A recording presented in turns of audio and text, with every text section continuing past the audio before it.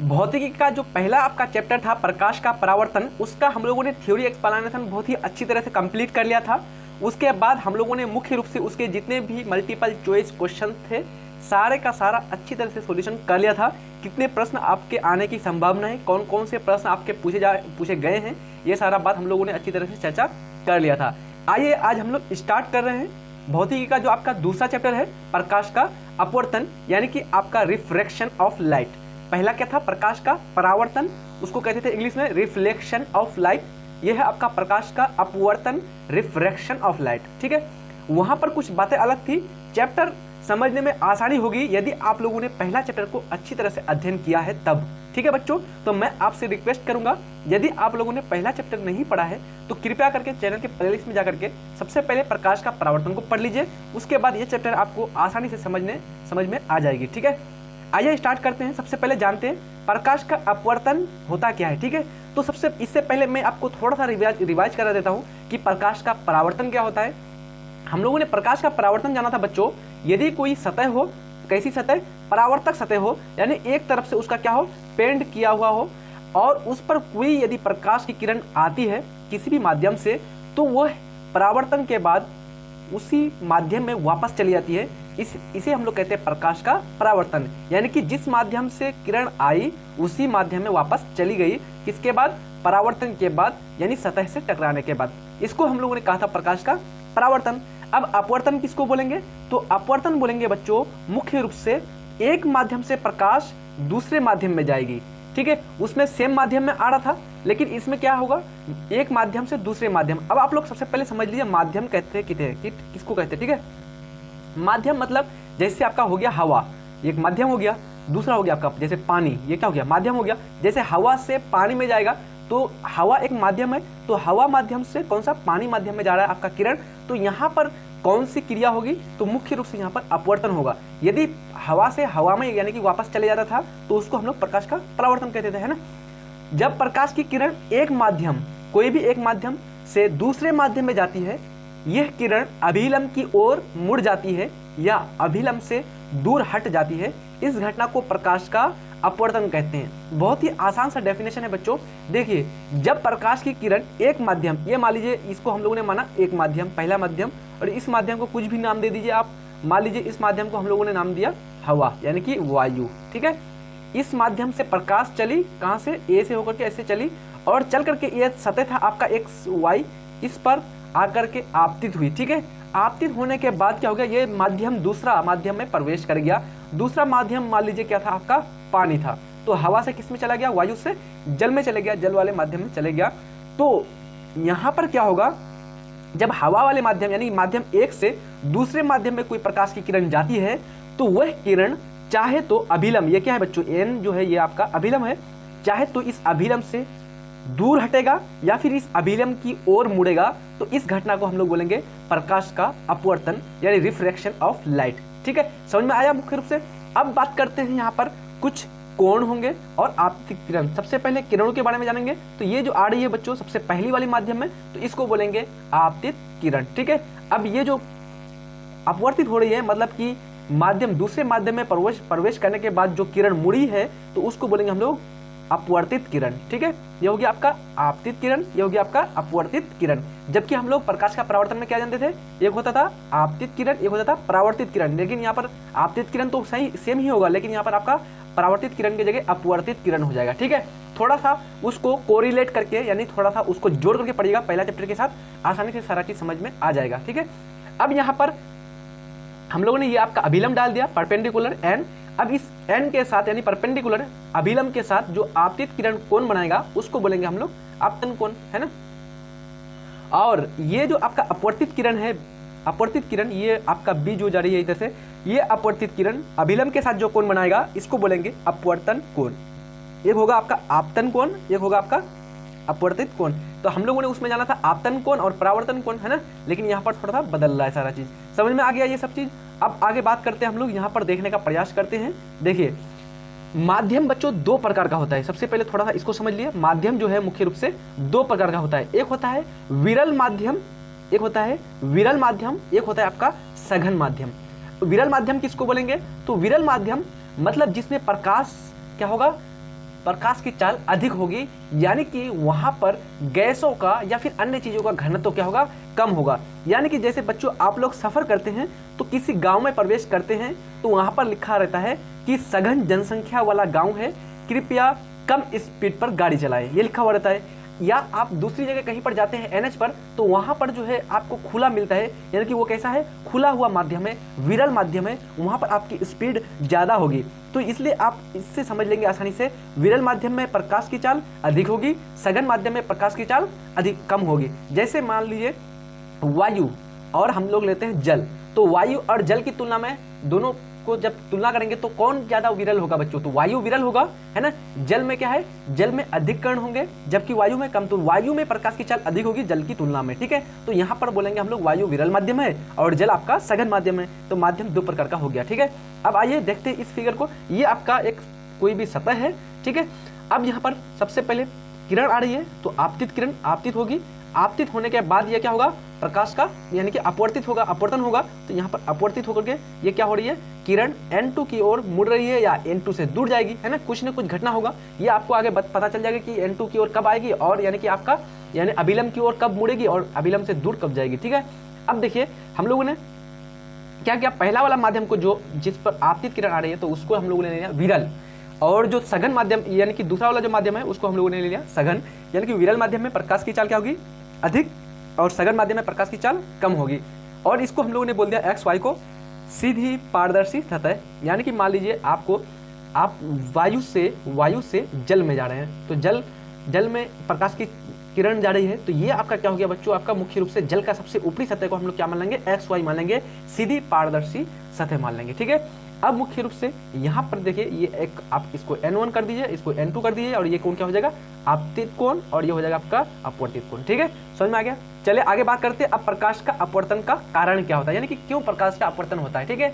तो मुख्य रूप से प्रकाश के विभिन्न माध्यम चाल पर निर्भर करता है, यानी कि प्रकाश के चाल पर निर्भर करता है बच्चों।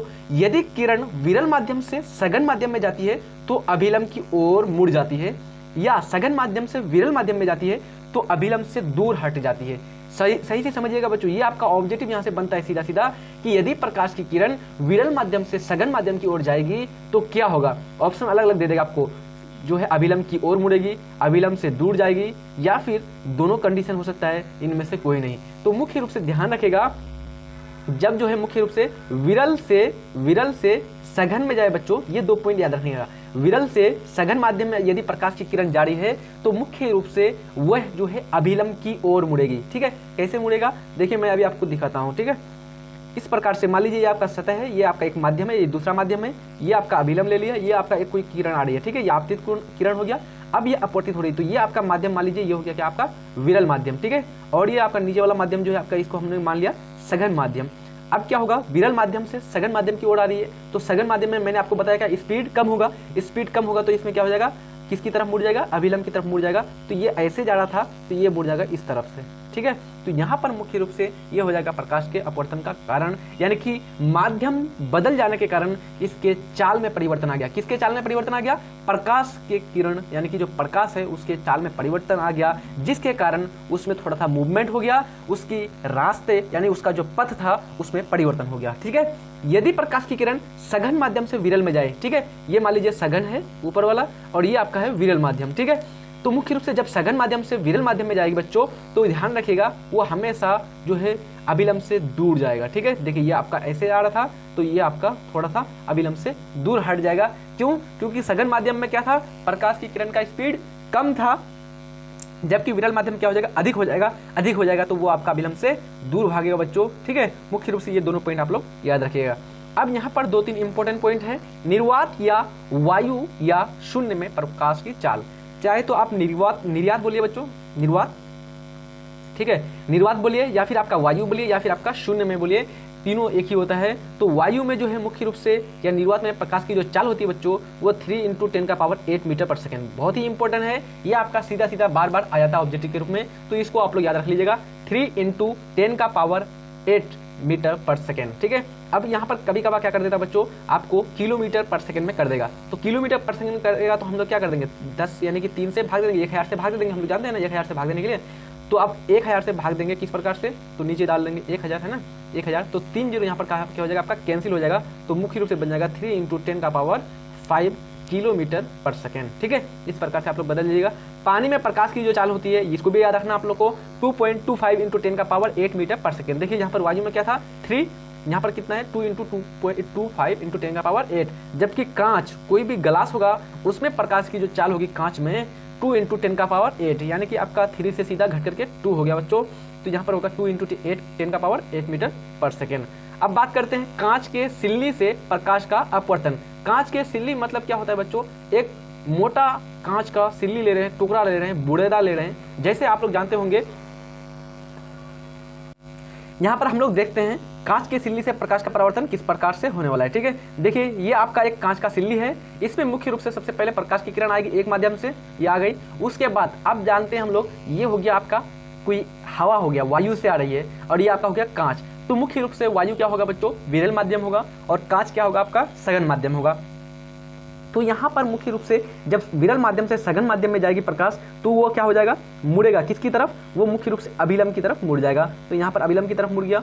उसके बाद जब इस कांच से फिर प्रकाश की किरण बाहर निकलेगी वायु की तरफ, तो मुख्य रूप से ये हो गया आपका सघन, और बाहर निकलेगी तो वायु की तरफ जाएगा तो फिर हो जाएगा विरल। तो सघन से विरल की तरफ जाएगा तो हम लोग जानते हैं क्या होता है, अभिलंब से दूर जाता है, तो मुख्य रूप से ये अभिलंब से थोड़ा सा दूर चला जाएगा। ठीक है, इस प्रकार से यहाँ पर मुख्य रूप से जो है इसका रेखांकन बनेगा बच्चों। और ये जो है वास्तविक किरण का पथ है, और ये अभी जो है मुख्य रूप से जो सबसे बाद में निकल रही है जिसको हम लोग बोलते हैं निर्गत किरण। तो ये हो गया आपका निर्गत किरण का पथ, और ये हो गया वास्तविक जो आपका किरण था उसका पथ हो गया। तो इन दोनों के बीच की जो दूरी होगी इसको बोलेंगे पार्श्व विस्थापन। यानी कि पार्श्व विस्थापन किसको बोलेंगे, जब कांच की सिल्ली से कोई भी प्रकाश की किरण गुजरती है तो वह अपने वास्तविक पथ से क्या होती है बच्चों, विचलित हो जाती है।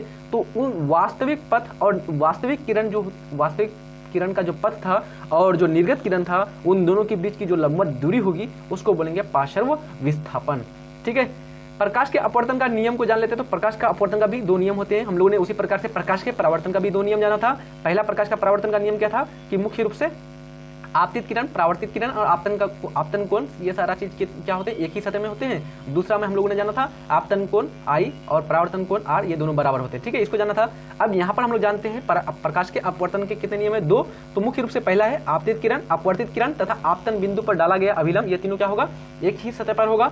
और आपतन कोण की जया और आपतन कोण की अपवर्तन कोण की जया, एक होगा आपका आपतन कोण की जया और अपवर्तन कोण की जया, दोनों का अनुपात क्या होगा, एक अचर राशि होती है, यानी कि एक कांस्टेंट होता है, एक नियत होता है। इसे ही क्या कहते हैं, स्नेल का नियम कहा जाता है मुख्य रूप से। ठीक है, यानी कि साइन I साइन जया मतलब बच्चों यहाँ पर मुख्य रूप से मैथमेटिक्स ये है आपका, आप लोग पढ़े होंगे त्रिकोणमिति में, जया यानी कि साइन। तो sine I but sine R बराबर एक कांस्टेंट, एक नियतांक मानते हैं, तो यहाँ पर हो गया अचर। देखिए यहाँ पर दिया हुआ है सारा चीज है ना, तो इस प्रकार से आपको ध्यान रखना, इन दोनों नियम को लिख लीजिएगा। बार बार क्वेश्चन ये आपका आते रहता है 2 नंबर या प्रश्न में। ठीक है, चलिए आगे बात करते हैं। हम लोग जानते हैं आप पार्श्विक विस्थापन। तो आपतित किरण और निर्गत किरण के बीच लंबवत दूरी को पार्श्विक विस्थापन कहते हैं। ये आपका कांच का सिल्ली था, इसमें ये प्रकाश की किरण आ रही थी और ये सबसे बाद में निकली, तो इस किरण को हम लोग क्या कहा था, निर्गत किरण कहा था। और ये आपका जो आपतित किरण था, तो आपतित किरण का जो वास्तविक पथ था ये पथ था बच्चों,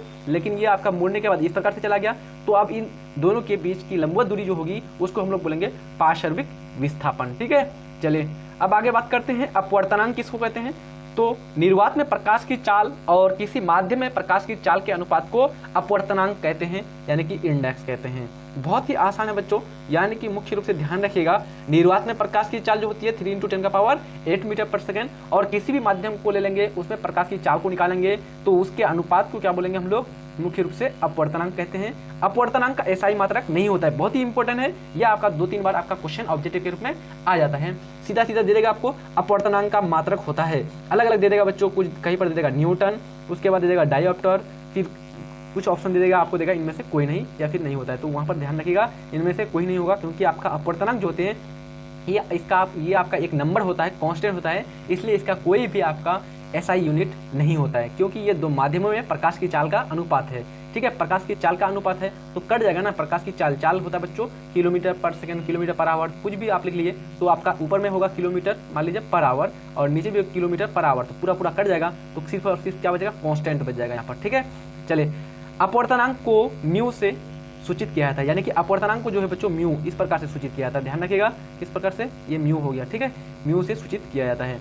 माना कि निर्वात में प्रकाश की चाल क्या है, c0 है तथा किसी माध्यम में प्रकाश की चाल cm हो तो वह उस माध्यम का अपवर्तनांक क्या होगा, तो उस माध्यम का अपवर्तनांक के लिए हम लोग ये करेंगे बच्चों, अपवर्तनांक को इस प्रकार से हम लोग डालेंगे म्यू द्वारा, म्यू तो c0 यानी कि जो प्रकाश की चाल, जो आपका निर्वात में प्रकाश की चाल है और किसी माध्यम में जो प्रकाश की चाल है cm, इसी के अनुपात को कहते हैं हम लोग मुख्य रूप से अपवर्तनांक। ठीक है, अब बात करते हैं आपेक्षिक अपवर्तनांक यानी कि रिलेटिव रिफ्रैक्टिव इंडेक्स, तो किसे कहते हैं, दो माध्यमों के सापेक्ष अपवर्तनांक के अनुपात को आपेक्षिक अपवर्तनांक कहते हैं, या दो माध्यमों के निरपेक्ष अपवर्तनांक के अनुपात को आपेक्षिक अपवर्तनांक कहते हैं। देखिए सही से समझने का प्रयास कीजिए बच्चों, दो माध्यम, दोनों माध्यम के सापेक्ष अपवर्तनांक के अनुपात, यानी कि एक माध्यम कोई था उसका हम लोगों ने ले लिया और दूसरा कोई माध्यम, दोनों का अपवर्तनांक निकाल लिया और उसका सापेक्ष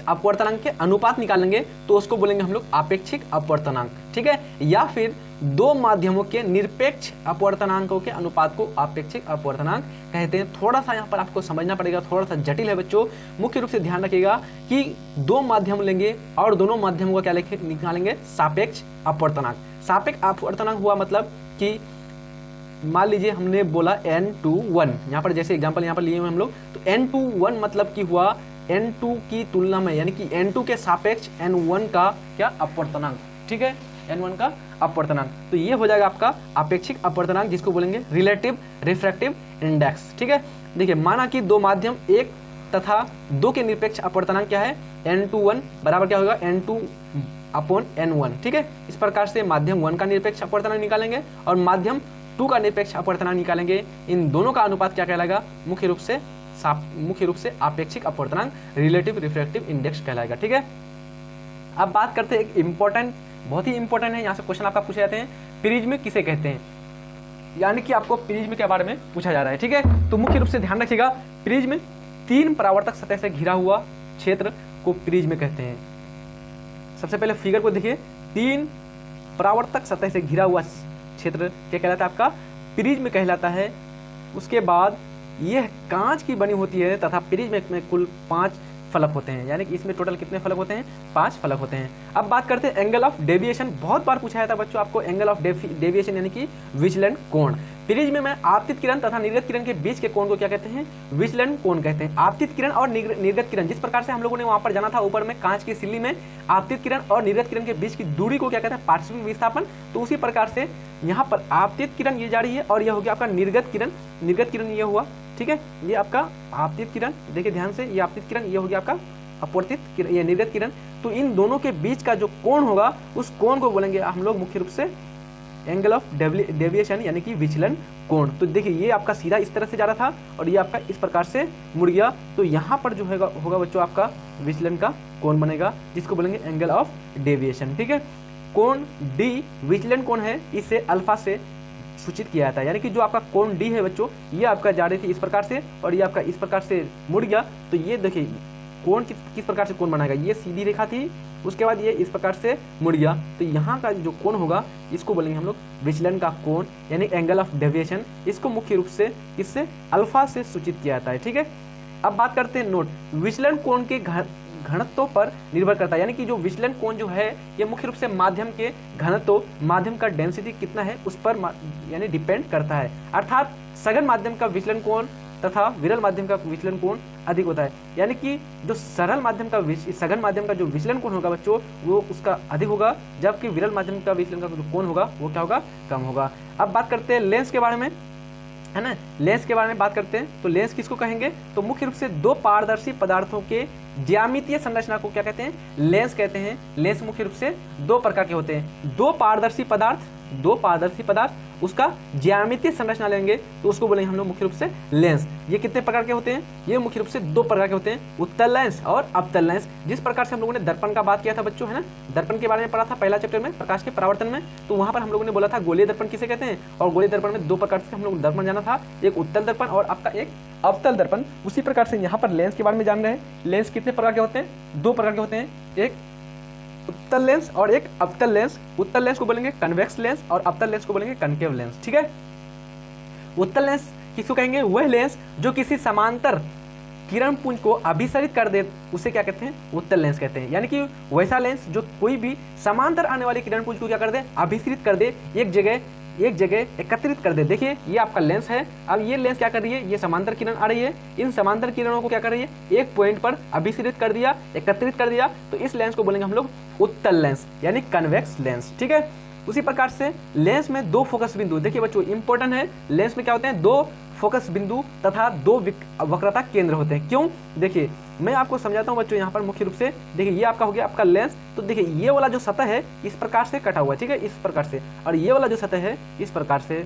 तो ये आपका दो गोलीय पदार्थों का क्या है? टुकड़ा है।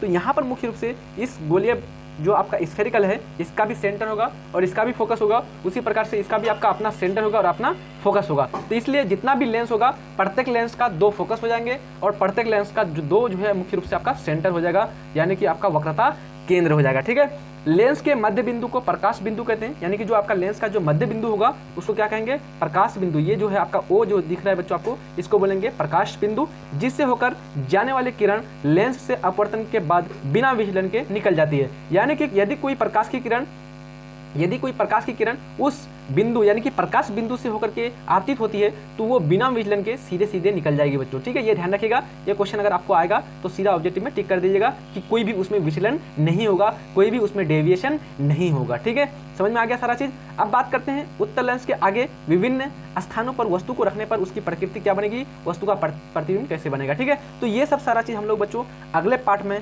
अगले वीडियो में हम लोग चर्चा कर लेंगे। जितना आज हम लोग पढ़ाएं उसी को अच्छी तरह से देखते रहिए, पढ़ते रहिए और समझने का प्रयास कीजिए। मिलते हैं नेक्स्ट वीडियो में, तब तक के लिए जय हिंद, धन्यवाद।